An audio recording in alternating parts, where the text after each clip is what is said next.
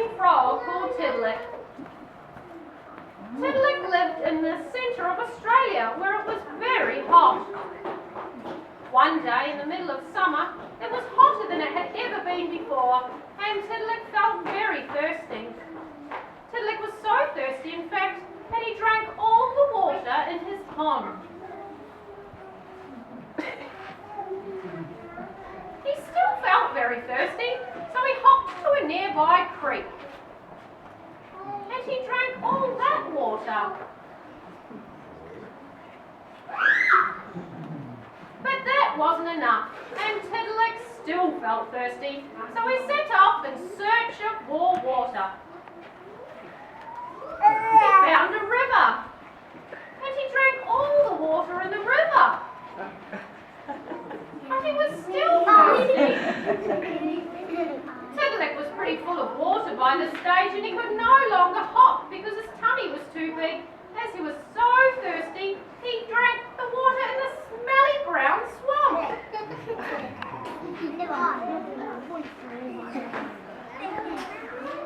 He was so thirsty, in fact, that he drank all the water in the whole of Australia. Tiddilick had grown enormous from drinking all the water, so enormous, in fact, that he couldn't even move, so he just sat in the hot, hot sun. By this time, all of the other animals had realised that Tiddilick had drunk all the water, and they were feeling pretty thirsty in the hot, hot sun too. They knew they had to drink water to help their brains to grow and play, but how could they when Tiddilick had drunk it all?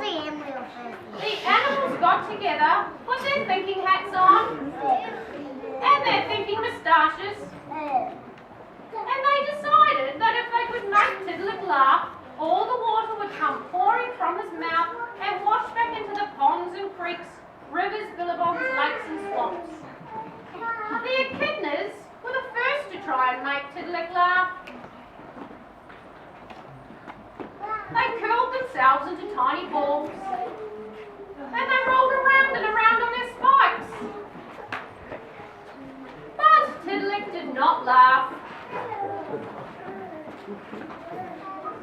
The kookaburras tried next.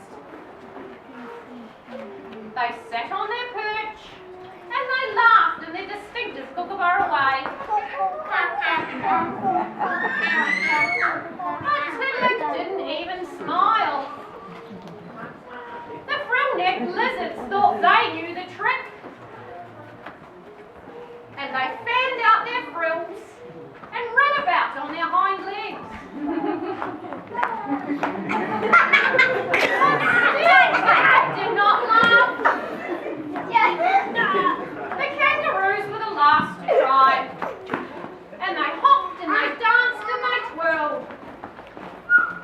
But that frog still did not laugh. After all this hard work, the animals were getting pretty exhausted. And they were a little concerned that they'd never get to have a drink again. And they sat and they wondered quietly about what they could do. While they were wondering, a platypus who had been asleep in its burrow came wobbling up to see what all the ruckus had been about.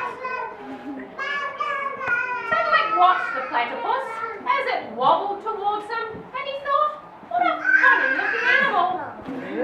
Tiddilick thought the platypus looked so funny that he started to smile. The smile grew and grew, and a rumbling and a crumbling sound came from Tiddilick's tummy.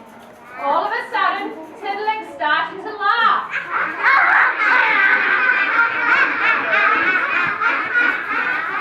And as he laughed, all the water came gurgling out of his mouth.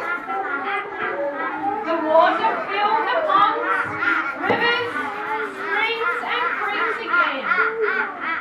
And pretty soon, Tiddilick was looking more and more like himself. And from that day on, the animals were never thirsty again, even on the very hot days.